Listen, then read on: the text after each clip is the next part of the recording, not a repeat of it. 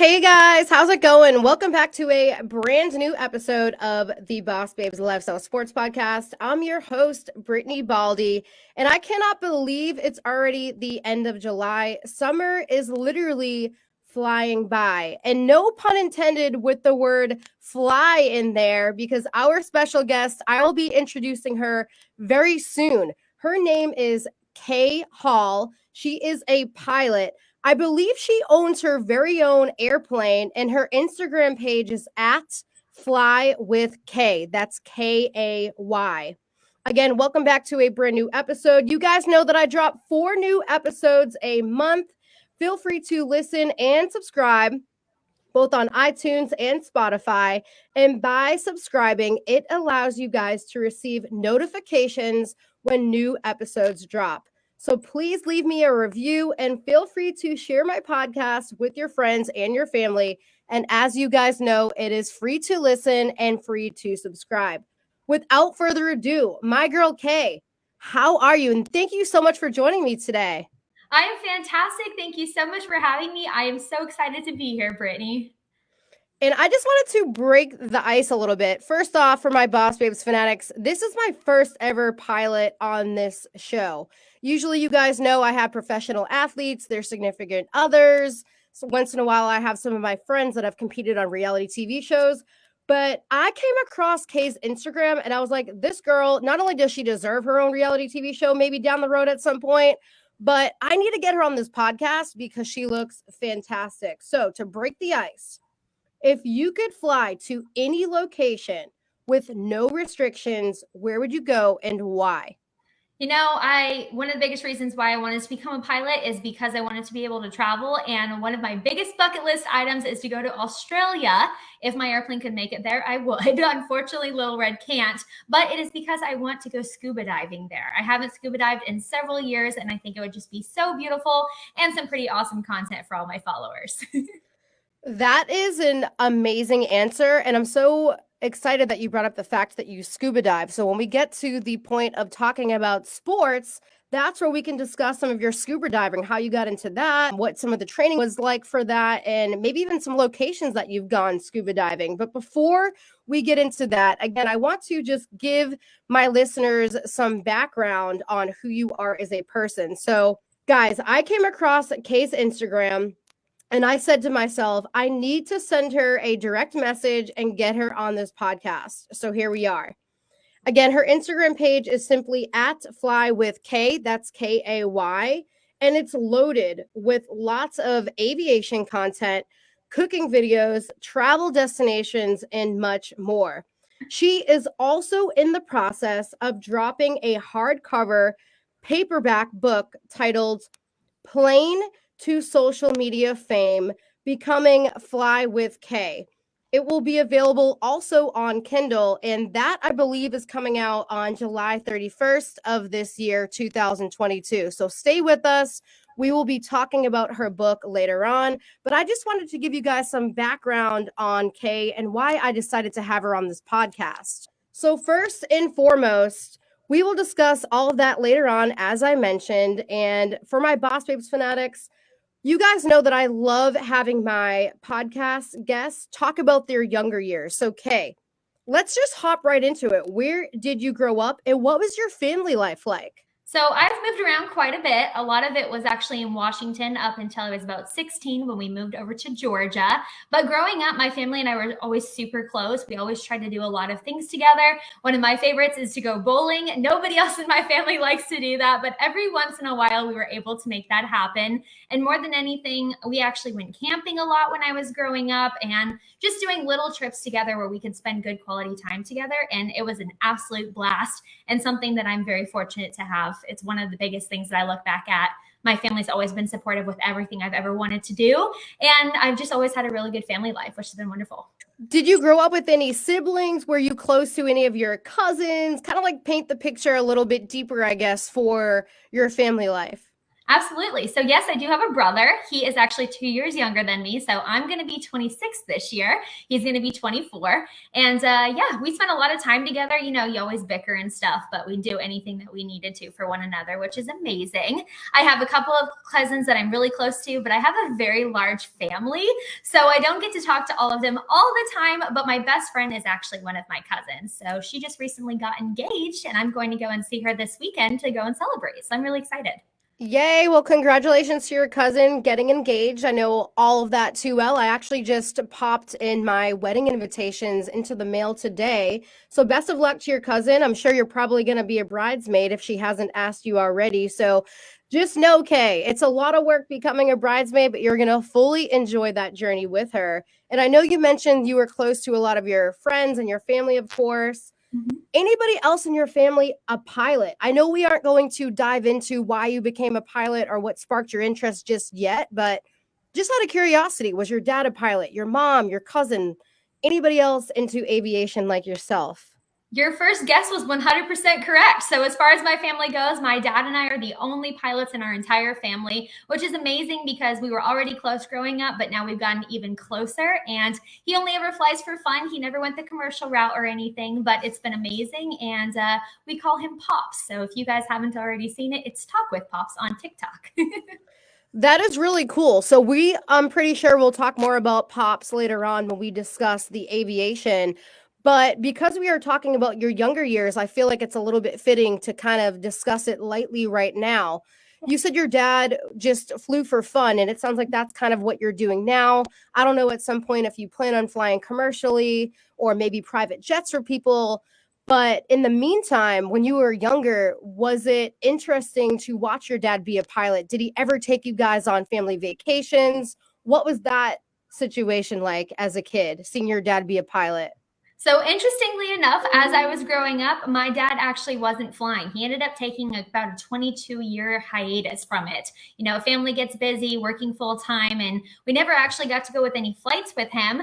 It wasn't until I got a little bit older, and he's actually the reason what sparked my interest in becoming a pilot in the first place. But he always told us amazing stories and just how freeing it was. And it was always so fun to just sit down and listen to him talk about something that he clearly loved so much and obviously missed. So as soon as he got the chance, he got right back to it, and so did I.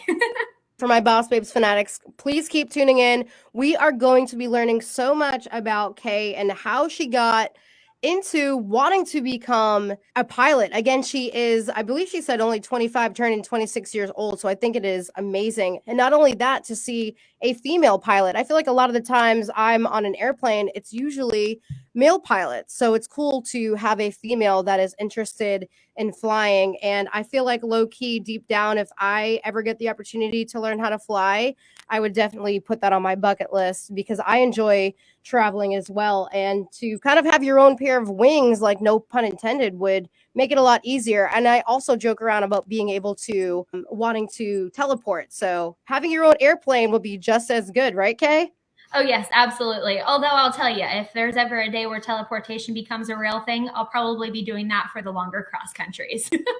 I love that. That is amazing. And you kind of already answered the question for me. I was going to ask you, what is something that not many people know about you?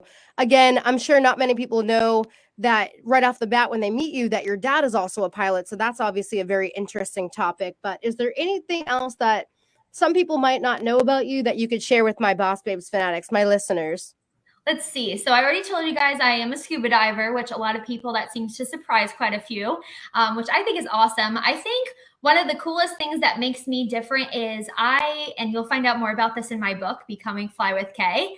I struggled to try to figure out a way to constantly be happy and show that. And throughout the years, you know, working dead end restaurant jobs and where I just wasn't making ends meet, you always have to keep a smile on your face. And I think that it's really cool that I learned to do that at a very young age, to the point where I can actually put myself into a good mood just by putting a smile on my face, maybe doing my hair, my makeup, or of course, going for a flight in my airplane. I like that you brought that up. So this kind of will lead into a random question that I wasn't planning on asking, but because you brought it up, I find it very interesting because I always have creative minded people on my podcast. So I wonder if you kind of having a hard time smiling during these like for lack of a better word, dead end jobs or something that you might not have been interested in. Do you think the reason why it was hard for you to smile doing these jobs was because you just weren't interested in them? And now you're like, yes, like I'm starting to find my calling. I'm writing a book. I have social media. I have my own airplane. I guess I'm just kind of interested because my listeners might be like, wow, you know what? I'm kind of going through what Kay's going through right now, where I'm at a job. I'm just doing it to make money. I'm young. I'm in college. But kind of how are you able to bounce back from that and kind of learn and grow from a situation like that? You know, that's really what it was. The job was to make a paycheck to be able to afford rent or put gas in my car, or whatever it was. And on days where, you know, you come in and you work an 8-hour shift and you leave with $60, it can be devastating, especially depending on when those bills are specifically due. So I always noticed that when I was able to get myself into a good headspace and keep that smile on my face, one, the day would go a heck of a lot faster. And two, I would be able to kind of protrude that whenever I would talk to my customers or whatever it was that I was doing, and that put them in a better mood too. And sometimes my tips were even a little bit higher, which is never a bad thing. But ultimately, I think that really helped me be successful in where I am today. Everybody has a bad day, but as far as I'm concerned, most people on social media will never see me have one.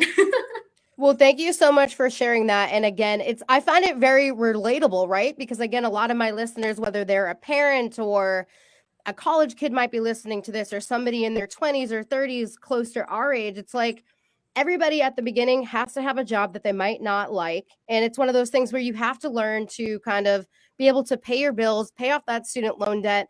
And then it's almost like such a freeing feeling to be like, wow, like I'm actually doing something that I enjoy. And again, I guess I can kind of speak for myself. I was one of those people that had multiple jobs that I didn't like either when I was younger, but you learn, you grow from it. And then when you find something that you truly love, you're like, oh my gosh, like this is my calling. And believe it or not, Boss Babes fanatics, a lot of those skills that you learn at those said dead end jobs that you're just doing to make ends meet, you'll use a lot of those skills in the future. So even if you don't enjoy your job, just know that like you learning how to smile, like Kay's talking about, or learning how to work alongside customers and develop relationships, it will benefit you. But Kay, thank you so much for sharing that with us. Before we wrap up the chat about your younger childhood years, this is always one of my favorite questions to ask my Boss Babes fanatics and also my guests that I have on here. What were some of your top birthday memories from childhood? Really, one of the biggest things that we always did is we always had a party. And if there was any family in town or if they could get into town, they would come and we would just all have a good time together. We'd sit outside and we'd do a nice big barbecue.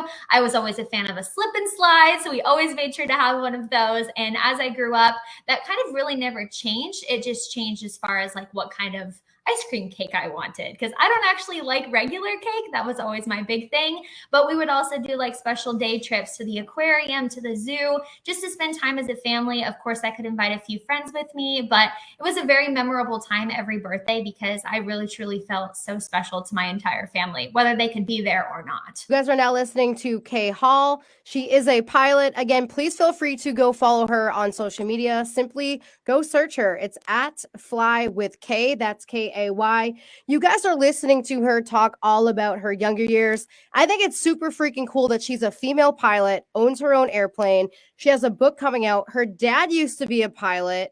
And we are obviously going to jump in, talk about scuba diving and talk about sports because this is a lifestyle sports podcast. So, my girl Kay.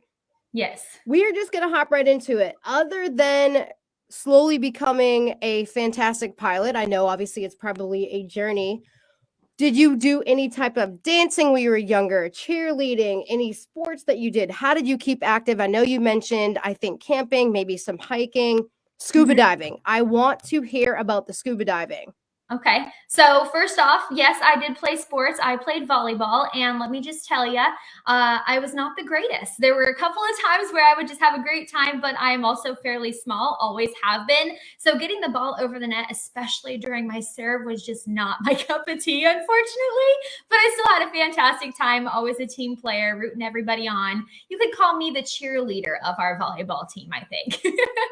And then, of course, I did get into scuba diving. I actually went and scuba scuba dove for the first time when I was on vacation in Cancun. We went and did a shipwreck dive, which was so cool. Unfortunately, it was a little muddy under the waters, but still a really cool experience. So when I got home from that trip, I decided to get officially certified so that I could scuba dive pretty much anywhere. And as I mentioned, my dad being one of my best friends, we are extremely close. He is also a scuba diver, so we get to do that together when we travel as well, which is amazing. That is one of the coolest things I have ever heard aside from being a pilot. And the reason why I mentioned that is I talk about it fairly often on my podcast, actually, because I've never been scuba diving. Down the road, I would love to get certified. My fiance and I plan on planting our roots in the state of Florida. I'm from Massachusetts. He's from North Carolina. But whenever we go to Florida, Kay, I am obsessed with going snorkeling. So for those of you guys that aren't familiar, the difference between scuba diving and snorkeling is snorkeling, of course, you are not going below the water. You have like the snorkel, the mask, and the little tube that pops up. So you're like right below the surface of the water, and you can't go that deep, obviously, because if your tube goes under the water, it's naturally going to fill up and you're going to ingest water, which isn't good. But if you're scuba diving, you have the tank, you have the breathing apparatus, you can go a certain amount of feet down and be able to explore a little bit more, like Kay's talking about doing shipwrecks. So let's talk about some of these shipwreck excursions. What was that experience like? Have you seen any cool animals like stingrays or sharks or sea turtles? Tell us everything. So I have gone scuba diving, I want to say a total of 5 times, and I haven't been able to go recently, but the coolest thing I got to see was like a huge octopus, which was just totally awesome. Because even though I don't like spiders and they look very similar here on the land, in the sea, they look a lot cooler in my personal opinion. I haven't seen any sharks yet. I am hoping to get to see them at some point. I've seen a couple of baby sea turtles and some really beautiful, colorful fish. But ultimately, the shipwreck dive was more for the experience than it was to actually see all of the creatures of the deep, as you will. And it was really an amazing thing to be able to do. And for that, we went down to 30 feet. So we weren't super deep, which was nice. And I guess my next question would be, as far as the certification process goes, and again, we don't have to get too deep into it, but for somebody that might be listening that's like, you know what, like I'm going on vacation at Cancun or I'm going to Australia, maybe I should test out going snorkeling or test out going scuba diving. If somebody happens to be interested in doing that as a hobby or turning it into a little sport on the side for leisure, what is that certification process like? Is it weeks? Is it months? Is it like one full day course? So the way that things kind of work, whenever you go on vacation, you don't have to be technically quote unquote certified.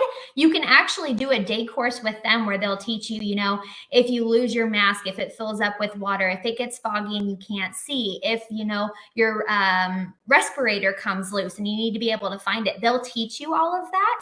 And as long as everything goes well, and they'll do all of that in the pool to boot. So if you don't end up liking it, you can quickly get out if you need to, but they'll teach you all of that. And if everything goes according to plan, then you can actually go scuba diving the following day. The only reason I decided to get certified was so that I could go anywhere without having to do that day course. So it's actually super simple. It can be a little pricey depending on how much you have set aside, you know, for a special excursion, but it is an incredible experience that I think everybody should do at least once. All right, so you guys heard it first and foremost from Kay. She is saying if you guys are ever on a vacation somewhere where there's clear water, of course, and you could see some awesome sea life or shipwrecks, whether you're snorkeling or doing a day excursion to go scuba diving, definitely go try it out. And now that we're on the topic of talking about sports, again, this is a lifestyle sports podcast. So, girl, you know I have to ask you this as well. Did you enjoy watching any types of sports growing up, whether it be with your family or going to a specific stadium, ice hockey, soccer, football? Did you enjoy watching any types of sports as a kid, or were you kind of just like, no, like I'm not into it?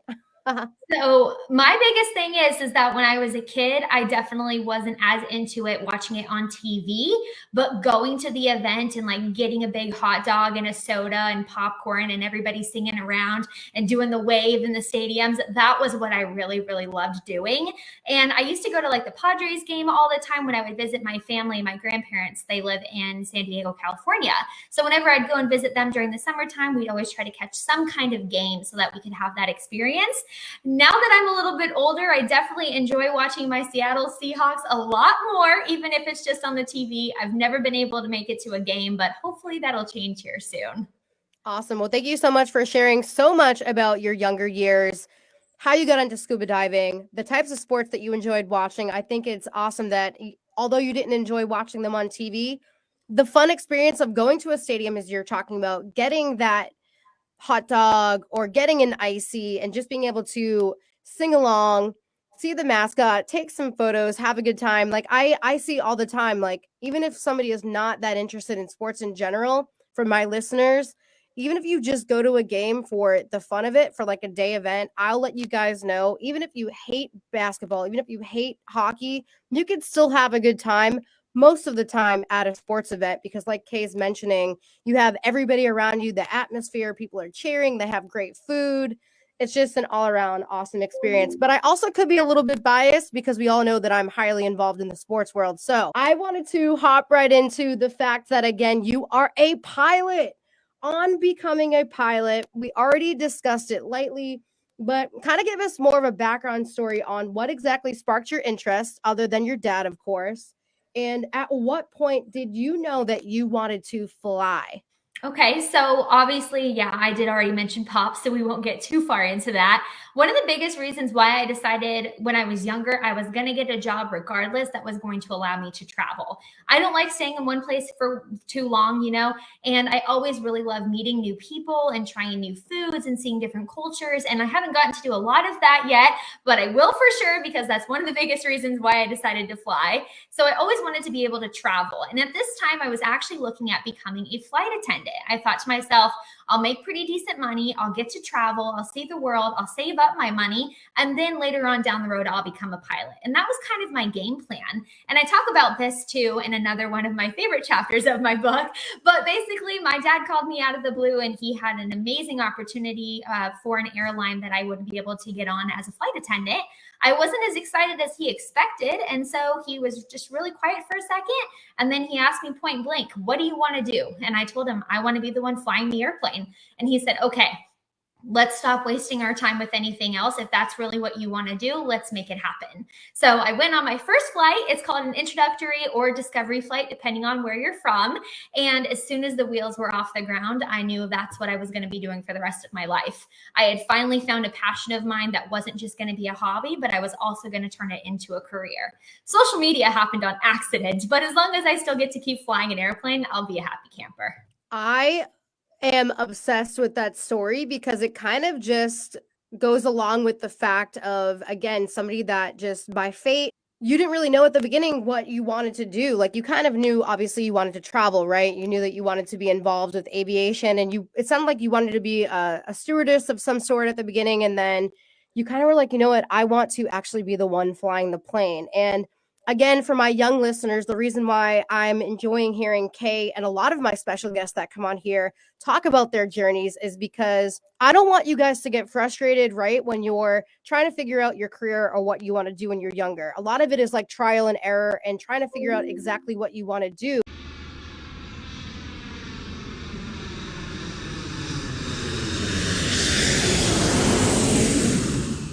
Do you have any tips for those that might be interested in getting into aviation school? If you can kind of talk a little bit about what it was like from your personal perspective going to aviation school, and if you have any tips or advice for those that might be considering it. So, yeah, actually, I really do. I did a lot of research. I originally actually started flying in what's called a flight club.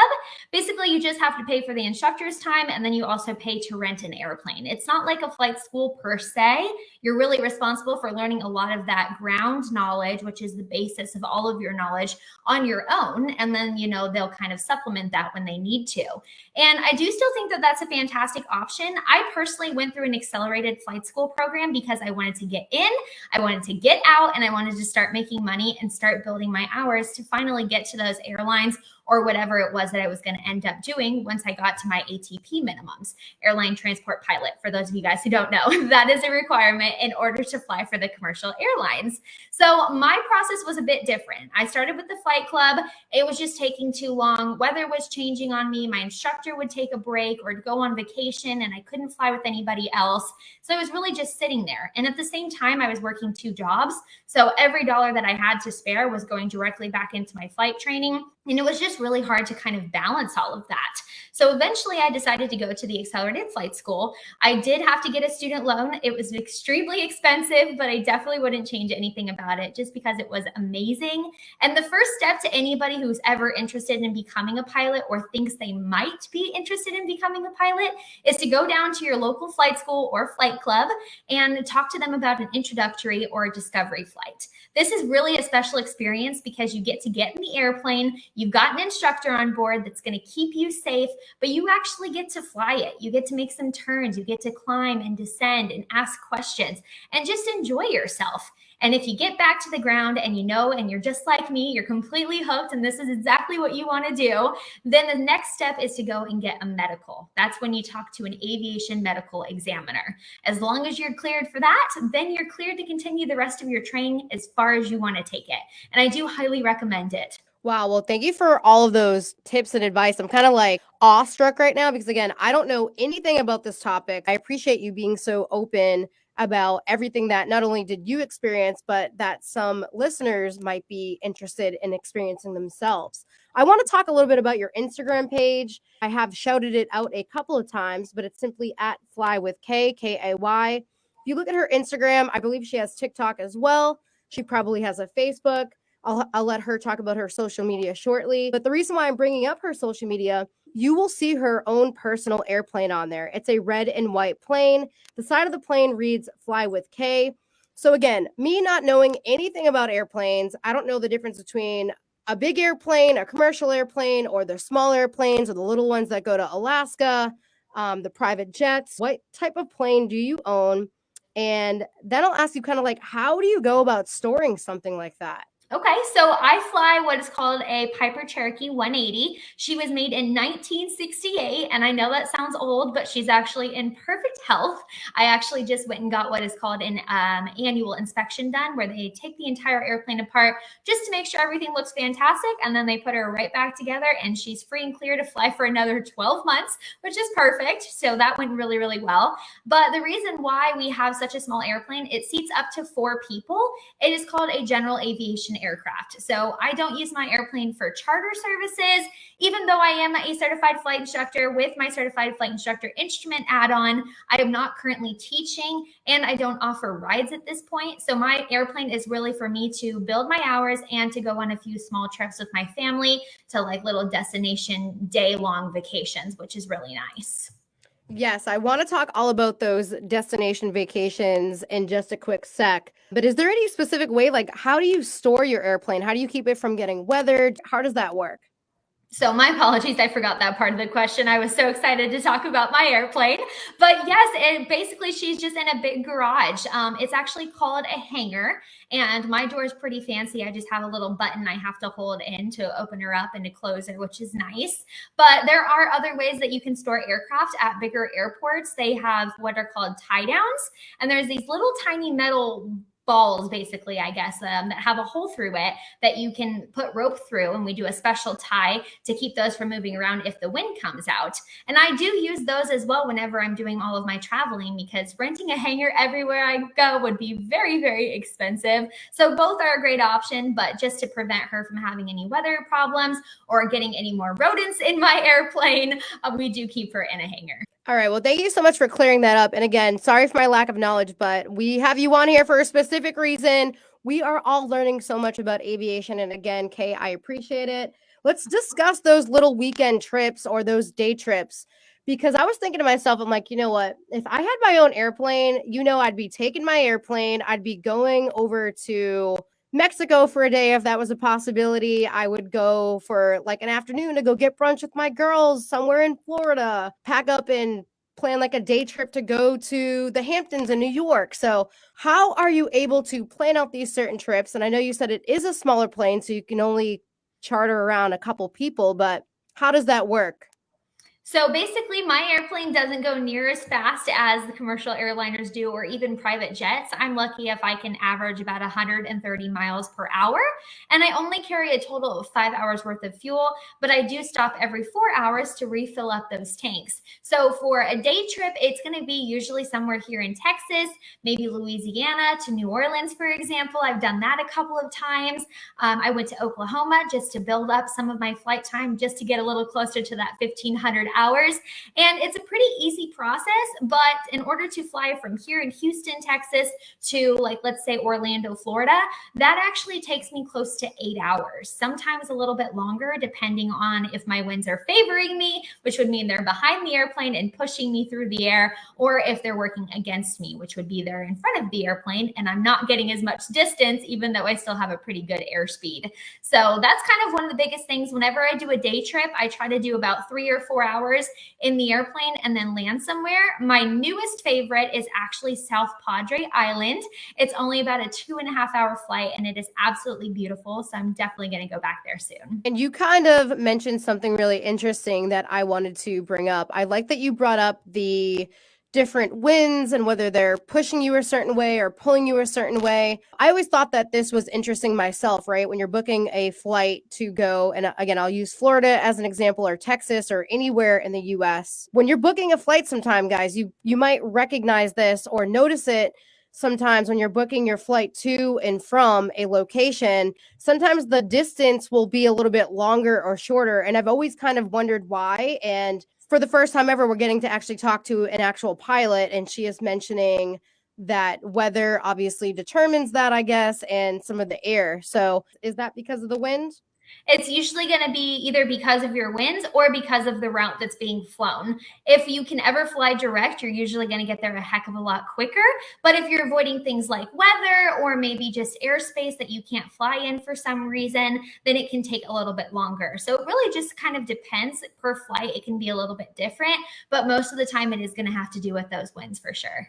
I've always been interested in this myself, wanting to know, is it more difficult to take off or land? And I'm pretty sure that's probably a popular question that you get often. I've always wondered, when you're flying an airplane, and I've never been in a small airplane before, but obviously I've done some traveling. I'm actually hopping in a plane in a couple weeks to go back up to Massachusetts from North Carolina. And I always find it interesting when there's like rough winds, or like when you land, you always have people that are clapping and cheering for the pilot.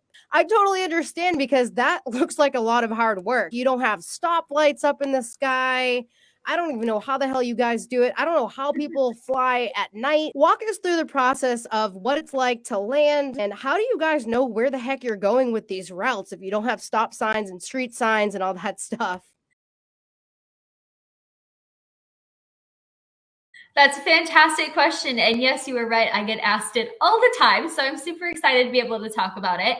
First and foremost, to answer your first question, I would definitely say that landing is usually going to be the most difficult, because every single landing is going to be different. Even if you do a landing and then you take back off and you come right back in and you land again, that one's still going to be different, because the winds are always changing. Temperature is going to be changing. Maybe you kept your power in too long, or you took it out too early, et cetera, et cetera. But I would say landing for sure is the most difficult part of flying.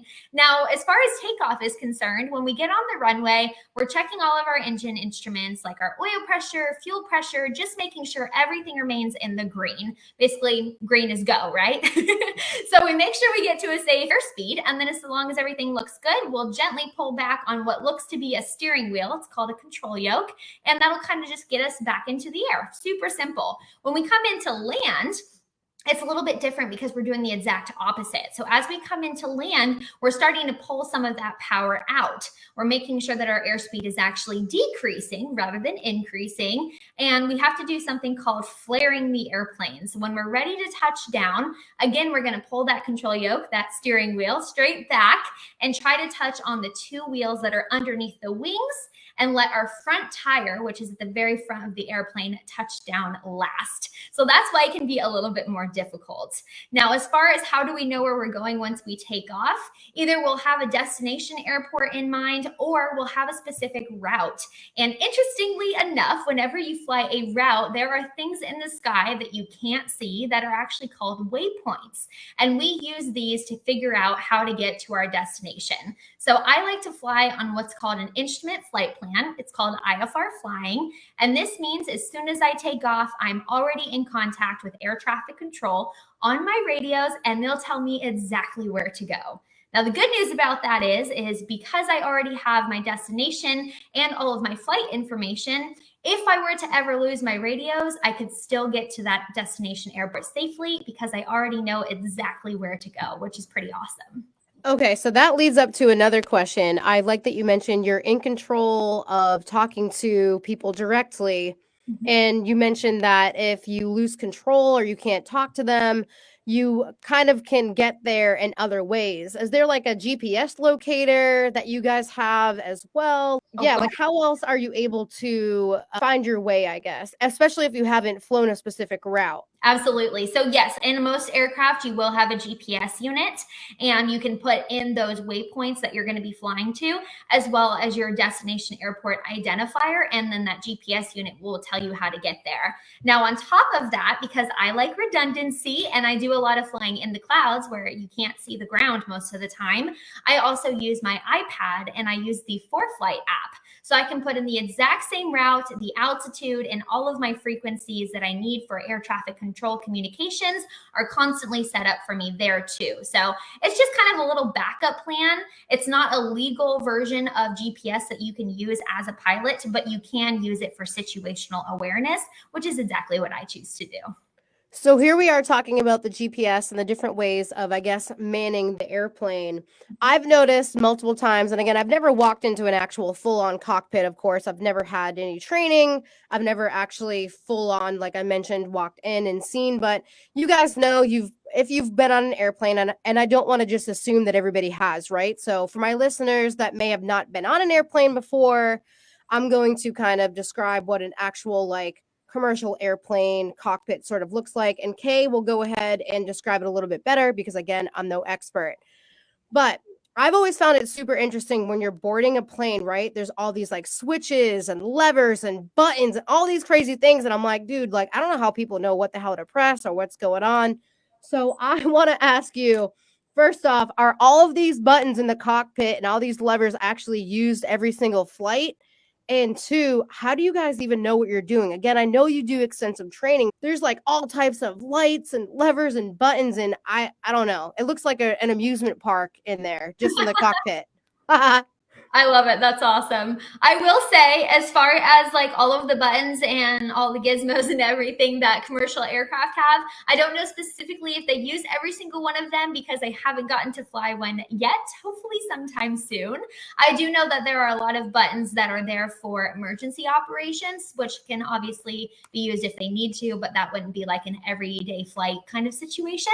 But in my airplane, I use every single button because my cockpit is a lot smaller, which is actually pretty nice.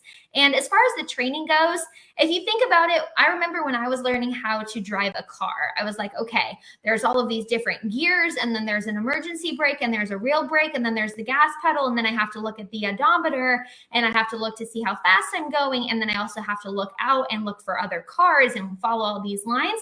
And it was really overwhelming when I was, 15 and a half getting my permit. It's a very similar situation when you're getting into aviation, learning how to fly the airplane. It just takes muscle memory and practice more than anything. I love how the way that you're explaining this, you're like making it seem like it's super easy, and I'm over here like panicking, like I don't know how she does it or any of these pilots do it. Again, round of applause for you guys for being able to do something that seems so challenging. I'm just going to throw this out there. I drive a little small Subaru. I first learned how to drive in a big car when I was younger. Obviously, when I was 16, I'm now in my 30s. When I first learned how to drive, my brother and we would drive to high school together. And I swear to you, Kay, I would park like way away from people because when I first started learning how to drive, it was like a big like Bronco type of style car. My dad made us go in that because he thought that we would be safer because it looked like a freaking tank. Long story short, when I first started learning to drive, I would like rip off people's side mirrors by accident because I didn't know like my depth perception. It was bad. So the reason why I'm bringing it up is, again, I give you guys credit for being able to not only fly in the sky and barely even see what's going on because you're battling like wind and clouds and everything, but the pilots that fly these big ass jumbo, we'll call them jumbo buses, backing up, pulling straight, getting that thing into the sky, like how do they do it? That's a challenge. It absolutely is. I mean, even just flying the small aircraft that I have, I've flown a multi-engine too, which is like a teeny tiny bit bigger than Little Red, but not by much. For my listeners, obviously Little Red is my airplane. My apologies if I didn't already say that. But we have what are called rudder pedals. So this is how we steer when we're on the ground. And basically, if you want to turn to the right, you apply a little pressure to your right rudder. And if you want to turn to the left, you apply a little pressure to your left rudder. If you want to go straight down the center line, then you just apply a little bit of pressure to left and right as needed. And then our tops of our rudder pedals are called our toe brakes. So that's how we can come to a stop, slow ourselves down, and all that good stuff. So it does take practice, but it's actually not as hard as you would think. Alrighty, before we wrap up the aviation talk and before we get into how you are becoming sort of a social media phenomenon in your book, again, you guys are now listening to Kay Hall. She is a pilot. You can go follow her on all forms of social media. Simply go look at Fly with Kay. Again, that's Kay. You guys are learning so much from her about aviation. I know myself included because, again, somebody like myself that enjoys traveling, we've all had questions in our heads like, how do you get interested in wanting to fly? How do you learn to fly? What is it like to go to aviation school? How do you land? How do you depart? So Kay is helping clear up some of those answers for us. And of course, I'm sure she talks about these types of topics in her book, which we will get to shortly. But I had to ask these questions, of course. First off, what was the most exciting moment flying your airplane, Little Red, so far? Oh gosh, there's been so many amazing things happening. Oh my gosh, let's see. Most exciting thing in Little Red so far. I would say, so I live in Houston, Texas, and as I mentioned, very close to my family. I actually flew to San Diego, California to go and visit my grandparents during the pandemic. I hadn't been able to see them. They weren't getting on airplanes, obviously, to come and see us. And it was just really hard for them. They didn't have really anybody to talk to and hang out with. So finally, I was like, okay, I'm going to do the trip. So I flew my little teeny tiny airplane from Houston, Texas, over to San Diego, California. It took me about 9 hours, not including the stops I made and the little breaks that I took and stuff. But after I landed, just seeing that huge smile on their faces, being able to help them get to doctor's appointments and picking up their prescriptions and just making dinner with them was amazing. Don't get me wrong.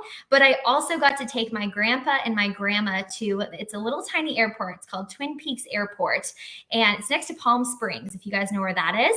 And we took some chairs, we took some grapes, some sandwiches. And because it was still in the pandemic, everything was closed. So we flew to this little tiny airport and we pulled out our chairs and we had our little picnic right next to the runway. And we got to watch airplanes come in and take off and land. We didn't see anybody, which was totally fine, but it was just nice to be able to get them out of the house and also show them that, hey, you've been supportive of my pilot career this far. I'm going to take you guys for a nice flight. Let's go have lunch together. And it was really a special moment. That sounds like the freaking coolest thing I think I've heard on this podcast in a while. Just to be able to, again, be a young female, just being able to get up in an airplane, especially during a time like the pandemic where people were freaked out about everything in general. You're going by yourself in an airplane, having to stop, it sounds like a couple times to, again, I don't know if you just take breaks or if you're refueling or doing a combination of both, but just having that courage to be like, I want to see my grandparents. I want to do something special and different. And just being able to do that, I think is amazing. So thank you for sharing that story with not only myself, but my listeners. And the flip side, of course, you've had probably numerous awesome moments flying Little Red. Yes. But were there any scary moments while flying where you're like, oh crap, what is going on here? I'm kind of freaked out. Like the wind hit me the wrong way. If you've ever had a oh crap type of moment, how do you mentally get past that? And how do you get yourself to someplace safe? Yes. So actually, any pilot that tells you that they've never had that moment is not being honest, because we all do. Whether, we came into land and we were a little too fast and we decide, you know what, this landing doesn't feel great. I'm just going to add full power and I'm going to do another lap and come back in and try again. And that's totally fine. As an instructor, when I was teaching, I always encouraged my students, if anything feels off, never be afraid to go around. I don't even care if you're on a check ride, keep the airplane and yourself as safe as possible and just go around. But there have been a few instances. I actually talk about this story in my book, but I'll give you guys a little bit of a little sneak peek behind the curtain, so to speak. About a year ago, I actually got the autopilot installed in my airplane. So this makes longer cross countries a lot easier. You can think of it kind of like cruise control in your car if you have it. And I was coming into land. Everything was going according to plan. I was doing some practice approaches using the autopilot, so coming into land, and things just weren't going correctly. For whatever reason, my airplane kept just pitching the nose up, which is not good because it causes my airspeed to drop. And I was having to fight those controls to keep the airplane from stalling, basically. And I was able to solve the problem. But in that moment, instinct took over more than anything. And it was, okay, I know what I'm doing. I know how to fly the airplane. Let's just go through and check everything and find out what the problem is. And if I couldn't figure out what the problem was, I was going to make an emergency landing. And that was kind of the whole mindset. And when I found the problem, which it turned out there's something called electric trim, and it's a trim wheel, which is on one of the flight control surfaces of an airplane. It's just supposed to alleviate some of those pressures you feel when you fly the airplane, making it more comfortable for you. And it was trimmed all the way back, which was forcing that airplane nose to stick basically straight up. So when I found the problem, I was able to fix the problem. And then I tried again, come back into land, and everything was great. But more than anything, the biggest thing that I remember is keeping calm. I knew that even if it was an emergency situation, I trusted my training, I trusted my abilities, and I knew I could still get that airplane down to the ground safely. But it was still, I had plenty of time to find the problem. So that's what I did. I love that you mentioned the whole mindset of keeping calm. And I guess that kind of leads into a random question that just sprouted from you actually talking about this topic. Do you think it takes a special type of person to be a pilot? Because, for example, somebody that might be very naturally anxiety stricken or might panic very easily, do you suggest, and I don't want to say do you suggest, but do you kind of suggest somebody that might be more anxiety stricken or that would panic to not become a pilot? Only because, like you said, if you're up in the air, right, you're losing control, you have all these things going on, you might not have somebody else with you. If you're not able to like take a deep breath, calm your mind, and like almost get into like a meditative state and solve the problem, it could be potentially deadly. So do you Absolutely. think it takes a special person or a specific type of person to become an airline pilot? So my biggest thing is that I will always give my opinion. I always say take it with a grain of salt. It's my opinion. It's not a direction. But I don't think it's impossible for anybody to become a pilot if they want it bad enough. But if they do have some kind of medical situation, maybe they do have anxiety or, just something else is going on, the aviation medical examiners are there to chat with you and work through that to find out if it is going to hinder your results as a pilot. I'll even say, even as a brand new pilot, every time I got in the airplane, as much as I loved it, there was always that moment, if the wind hit me the wrong way or there was turbulence and the airplane was shaking, it would fill me with anxiety a little bit too. And it's totally natural. Similar to if you're driving and somebody cuts you off without using their blinker, and your first thing to do is maybe you want to yell at them or honk your horn or whatever. But as soon as you realize you're okay, you're able to work through that problem. So I never tell anybody that I think it's impossible for them to become a pilot. I just recommend that they go and talk to an aviation medical examiner to see if it's something that's right for them, or if maybe they should just look at it as something fun that they can go and do and just go and fly with somebody else instead. And that's always an option as well. You can always find a flight school and just say, I want to go and fly with an instructor for an hour. They'll totally let you do that. And then you just get to enjoy yourself anyway. I fully enjoy the fact that you mentioned it's kind of similar to when you're driving and somebody cuts you off. Like you made it relatable to probably 90% of the people that are going to be listening to this podcast. And I'll kind of just throw a little funny tidbit.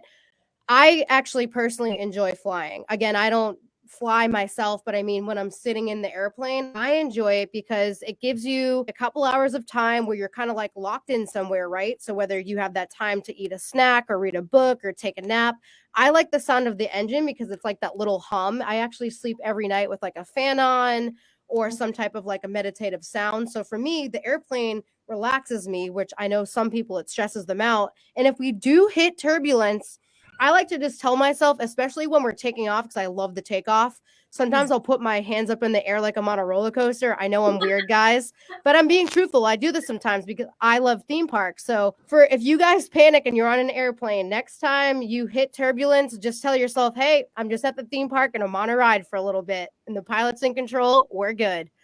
I completely agree. And ironically, I hate roller coasters. They are not my cup of tea personally. I don't like the fact that I am not enclosed. And turbulence actually feels way better than roller coasters do, in my opinion. So if you can handle a roller coaster, odds are you can handle turbulence just fine. I love it. I love it. And thank you so much for clearing all of that up. Before we switch on over and talk about becoming social media famous and getting into your book very shortly, you have been doing fantastic. I can't believe we've almost had you on here for a whole hour so far. I feel like I'm learning so much. And I know my Boss Babes fanatics are fully enjoying having you on here.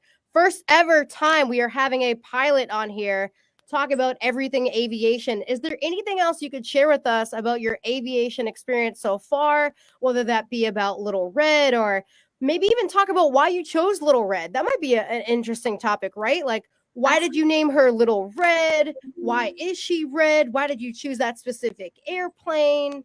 Absolutely. So, as I mentioned, with my dad being a pilot when he was younger, he flew Pipers. He loved them. When I was in flight school, I flew Pipers. I loved them. I actually still have a ton of time in Cessnas, which, if you see my airplane, I'll show you here. So you can see my airplane. The Cessnas, the wings are just on the top rather than closer to the bottom. So they're really not that much different. They're both general aviation aircraft that you can do your training in.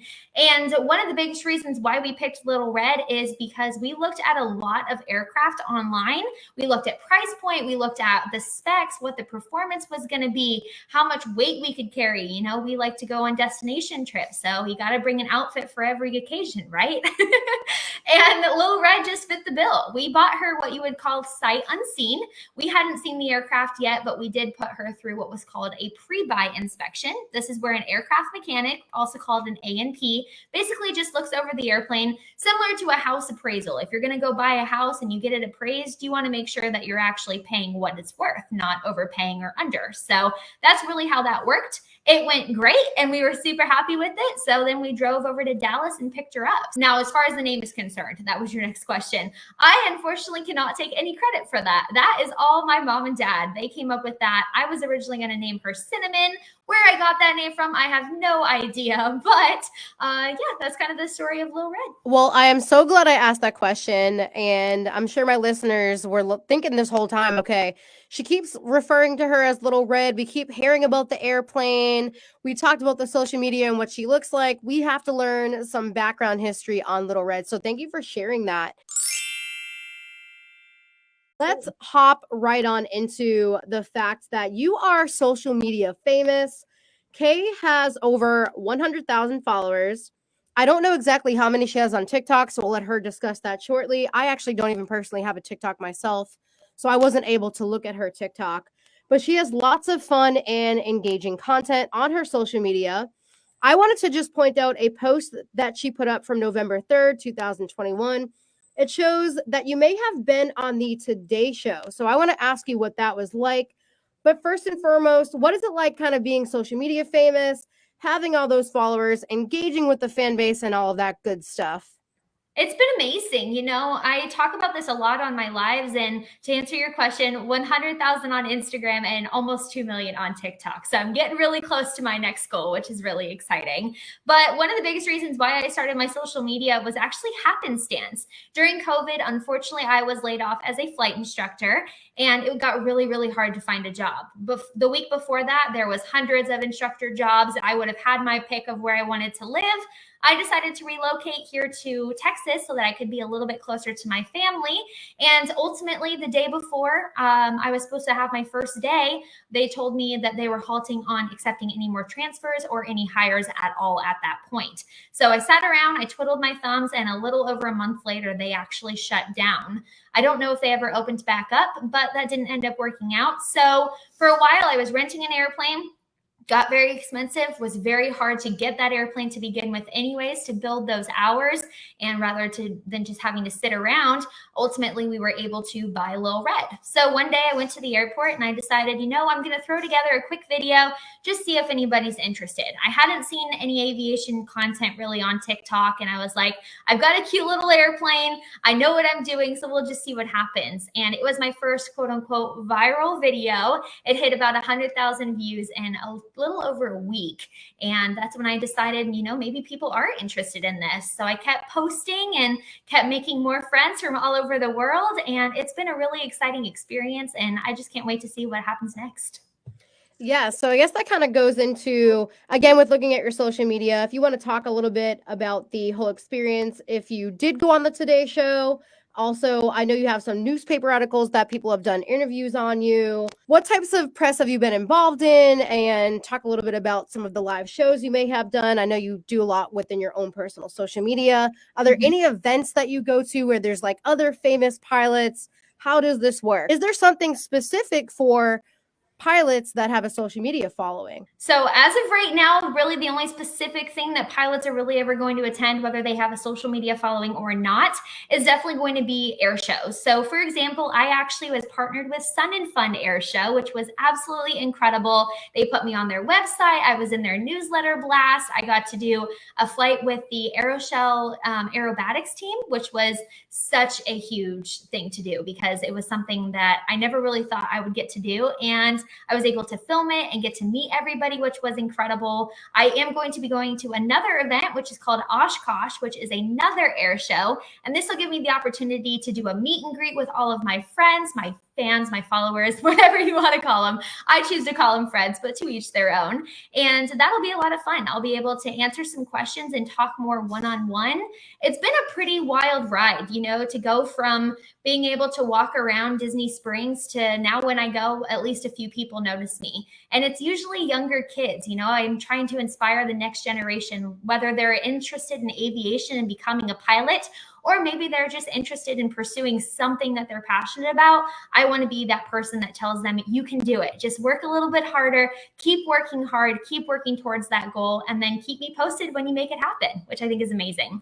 And to answer your Today Show question, I haven't been on it yet. Fingers crossed, maybe someday that'll happen. But I did get to go and stand out there with my sign, take pictures with the whole cast. And then I was on the little intro that they did, and I got to wish my grandma a happy birthday, which was a lot of fun. That is super freaking cool. So one day we're going to throw it out. We're going to manifest it right now, Kay. We are going to see you on the Today Show. I think that is fantastic. And just for the simple fact that you are over here encouraging young people to go out and get their aviation license and just getting involved in something different, right? Like becoming a pilot, I think is super cool. As far as your fan base, what do your fans love to see you post the most? Is it your cooking videos? Is it you in your airplane? Is it you hanging out with your family? What is some of the best content that you get the most engagement for? And then also any tips for those that might be interested in growing their social media? Absolutely. I talk about the second question a lot in my book, so we'll get back to that here in just a second. I would say probably the content that my fans love the most, and this is really funny, is gas videos. They love it when I do cute little dances where I just am myself. I'm super happy and I'm super outgoing, and I just kind of answer some questions. And I would say a close second to that is any traveling that I do, whether I fly to New York City, whether I'm on the beach in Florida. They love to see the airplane. They love to see the process. But they always tell me in the comment section that I need to be in more of the video. So I've definitely been trying to work on that, which I think has been so much fun. It's kind of given me a little bit of a challenge to kind of find that happy balance. But it's been really awesome to be able to get that kind of feedback from everybody and really give my followers what they want to see. You could totally see all of the engagement that you get. You get so many comments. I've been creeping your social media, and this is one of the reasons why I wanted you on here. I'm like, she gets so much engagement. She puts out so many fantastic videos, and the content is just fantastic. Anything in the future for your brand? anything that will be coming out aside from the book? Do you have t-shirts? Are you going to be maybe coming out with a movie down the road? I know, again, you literally just are about to put out a book, but I just guess I wanted to ask you if you have anything for the future of your Fly with Kay brand that you are in the works with currently. So you can buy t-shirts. Absolutely. I sell a bunch of merch on my website, flywithk.com. There's coffee cups, there's beer mugs if that's your cup of tea. More power to you, my friends. T-shirts, sweatshirts, all that good stuff. And it's all custom designed by me. And Pops has a little bit of insight sometimes for all of the men's attire stuff. But that's been a lot of fun. And I am working on a lot of things right now. A lot of interviews and a lot of opportunities have really started to come around in the last couple of months, and I can't talk about them in detail quite yet, and I can't name names just yet because I don't want to jinx it, but there are some very exciting things happening. And as far as a movie later on down the road, I am 100% ready if that day comes. I think that that would be incredible, and I think it would be a lot of fun to be able to show people the behind the scenes of Fly with Kay. And I think people, and if we did a movie, I think the biggest scene that everybody would love to watch is the story of the rodents in my airplane. That really struck a chord with people. If I'm not mistaken, that is my second most viral video. I literally had rodents living in the wings of my airplane, and I did a video about it to kind of just show my fans what was going on, and that took like wildfire. So if I ever make a movie, that scene will 100% be in it, because I think people will just get a huge laugh out of that.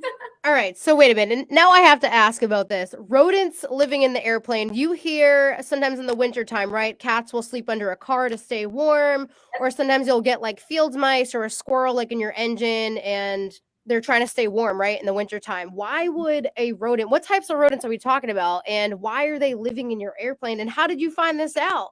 So as far as what type, I am going to go ahead and keep my plausible deniability because I never saw them. All I know is that the aircraft mechanic was able to take care of the problem. And my pops actually had a lot more information about it. So him and I talked about, you know, what we were going to put in the chapter of the book and really try to paint a picture of that.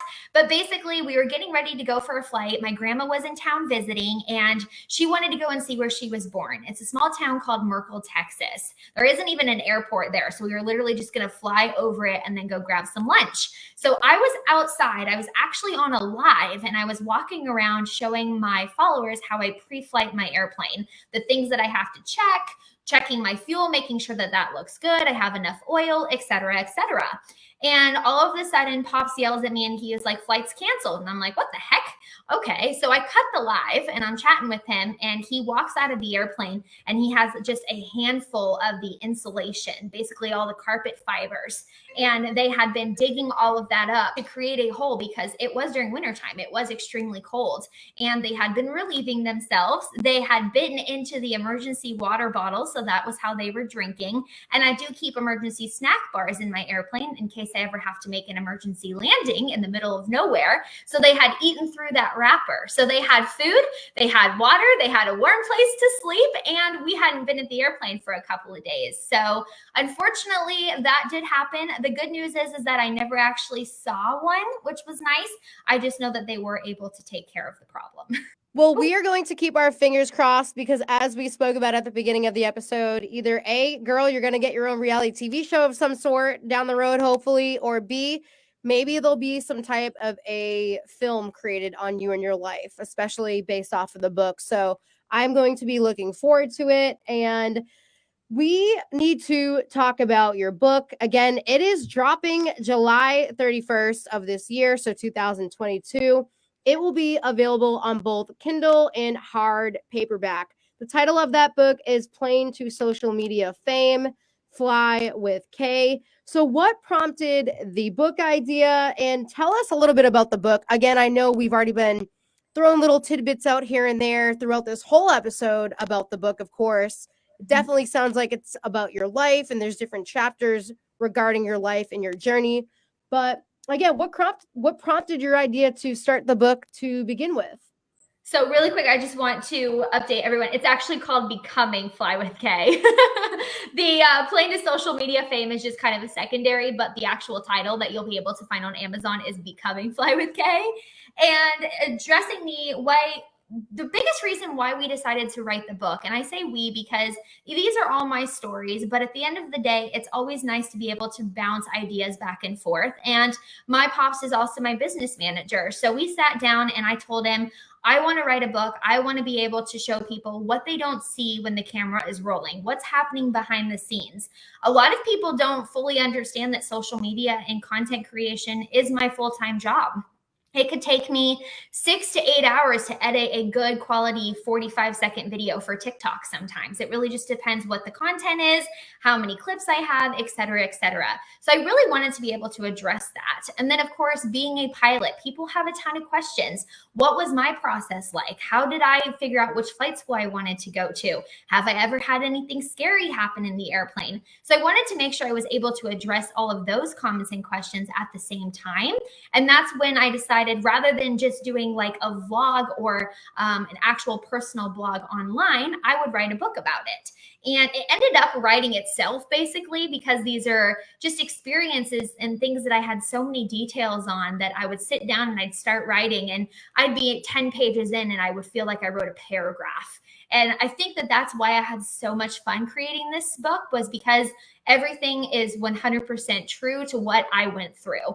The pros, the cons, the tears that were shed, the times that I got banned on my lives, when I thought I was going to lose my social media followers, and pretty much everything in between. What are some of your favorite chapters that you worked on as far as writing the book, and what do you hope your readers gain from reading your book that's about to drop in the next couple weeks?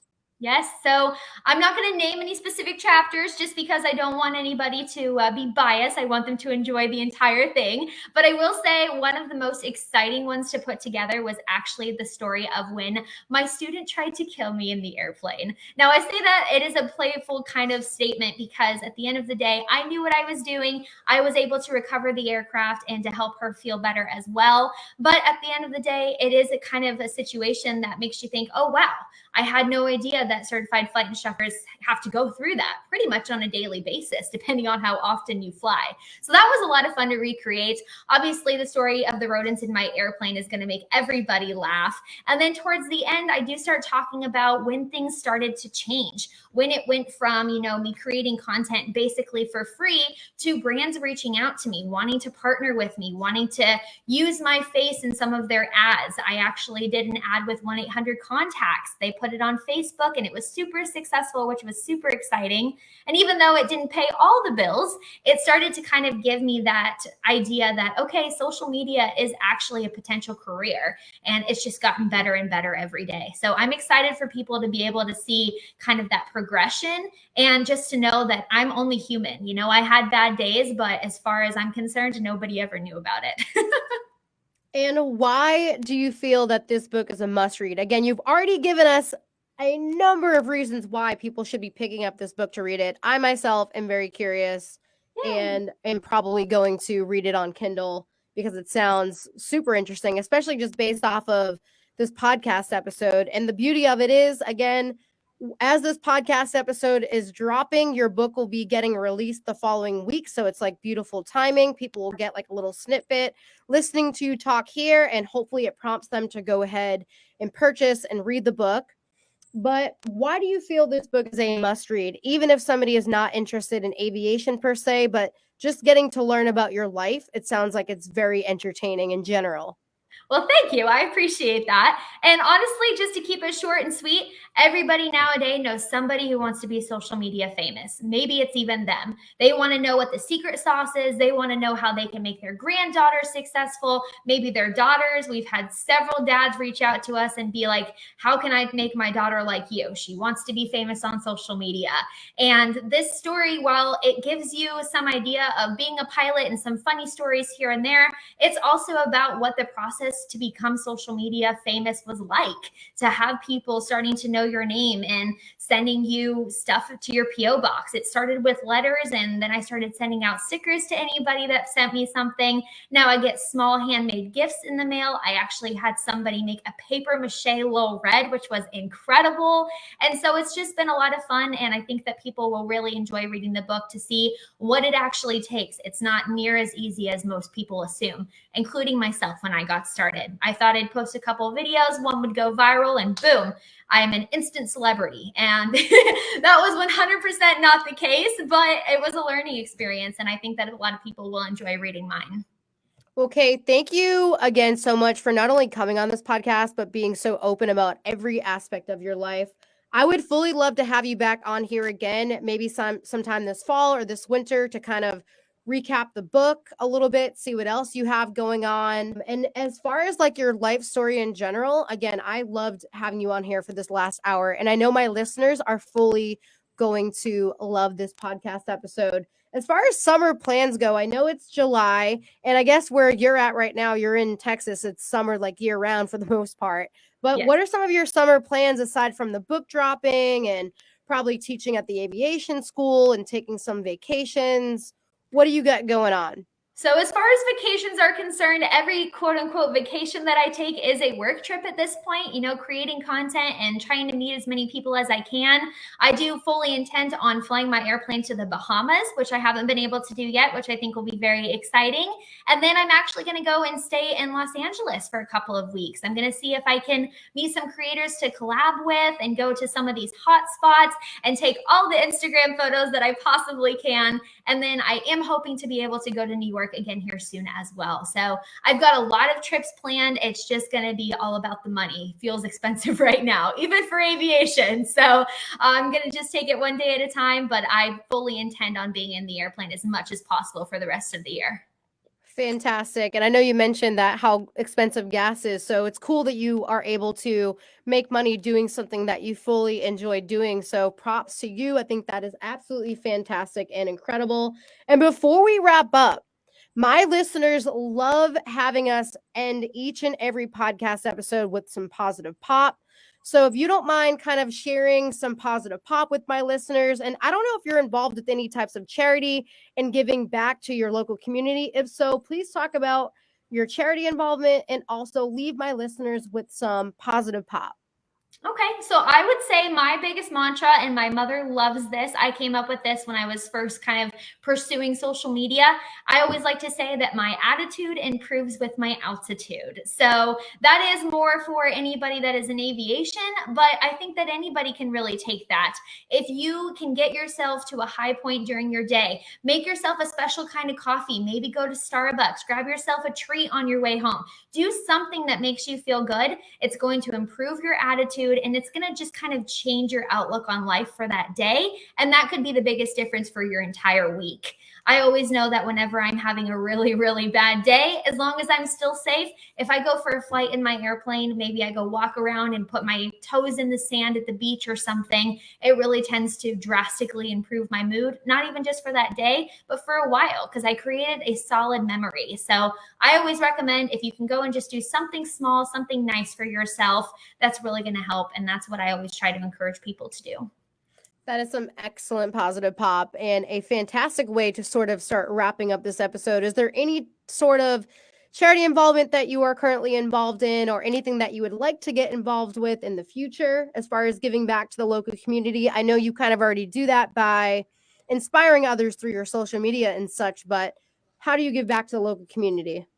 So as of right now, we've got a lot of opportunities that have been coming around. I have been in conversations with a few different charities, especially for women that are interested in aviation via Instagram. And we haven't solidified anything just yet, but I always want to lend a helping hand. So I'm always interested in having those conversations, just trying to see what I can do.